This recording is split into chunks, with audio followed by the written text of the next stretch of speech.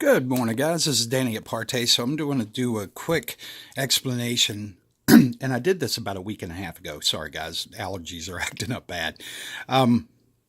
So this video here, this channel goes on a bit of a tirade about how long throw, and this is right about the point. So it'd be about 709 in this, somewhere in the ballpark of this video.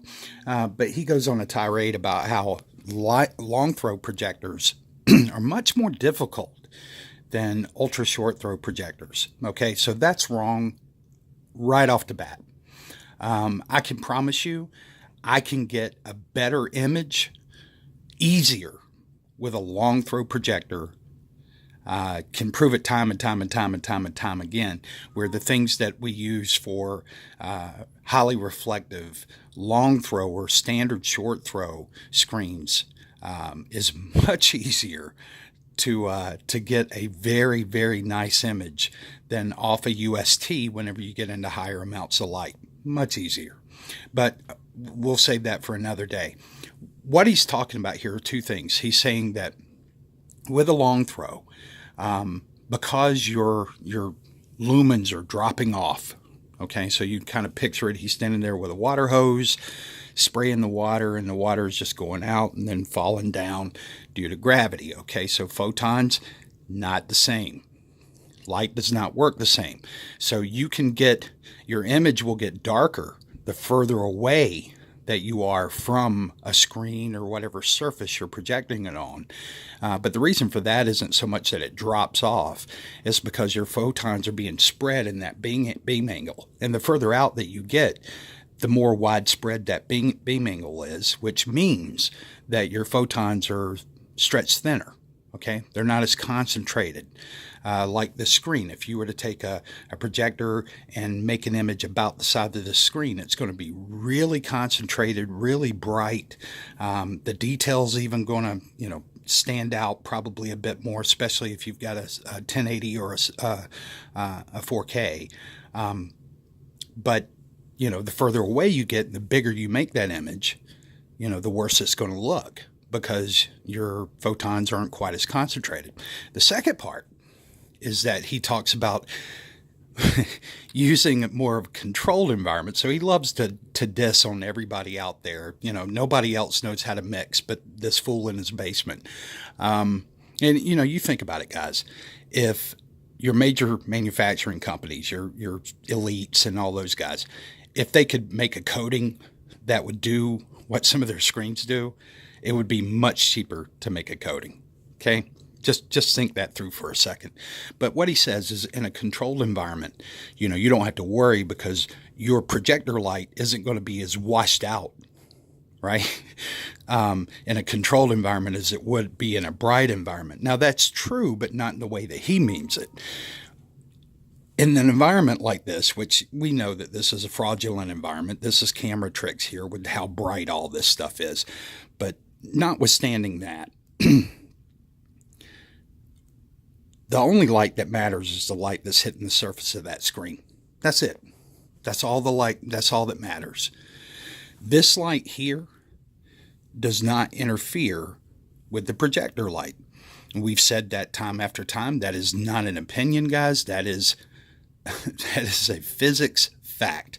So, recommendation one, start watching more Big Bang Theory, get off the cartoons, guy, because you need to do some research of some sort and start to learn how light works, because that is the science of projection, is light. All right, so I'm going to show you something real quick, and this is just to prove the point. So I've got an article here. Okay. So also, light dominantly interacts with objects that have an electric charge. Since light itself does not have an electric charge, one photon cannot directly interact with the other photon. Instead, they just pass through each other without being affected. So you can point a light directly at the light coming from the projector, no impact. Shown that before in the past, no impact. So no matter how much light you may have going on in this room, it isn't going to impact the light between the projector and the screen. The only part that'll matter is if you have enough light in a room to where the lux amount, okay, your lux amount of light that's on your surface is higher than the amount of lux that your projector is able to produce. Okay, so that's where that happens. That conflict happens at the screen surface. No impact between the point that it leaves your projector to the point it hits the screen. Only at the screen is where that battle occurs. Okay, so that's a fact. Second thing is I'm going to show you, when you look at this, now I know he's trying to make the case that his screens, he talks a good bit in this video even about how his screens will pull up outside. Funny thing is that Behr screen paint that he used, it's pulling up too. And this is a light gray, guys. See? It's pulling up just fine, and as a matter of fact, if you look at it, now it's washed out. It's just as bright as his. It's not like it's this real faint image that you can just barely see. Now, you can see the brights. It's not black, so you're not going to pick up the contrast areas. But you would expect his screen to be much brighter with all that gain that he talks about. But still, this little Behr screen picks up just as bright. You're just missing the black level. That's it. So it's no more reflective, his screen, than a gray screen. Just a cheap gray Behr screen. And then on top of that, this is where it really starts to matter, is when you look at these. See, once he blows that image up from a small image to a big image, look at how diluted this image is. They're supposed to be yellow and orange. It's just diluted. So my recommendation is, once again, get off the cartoons. All right?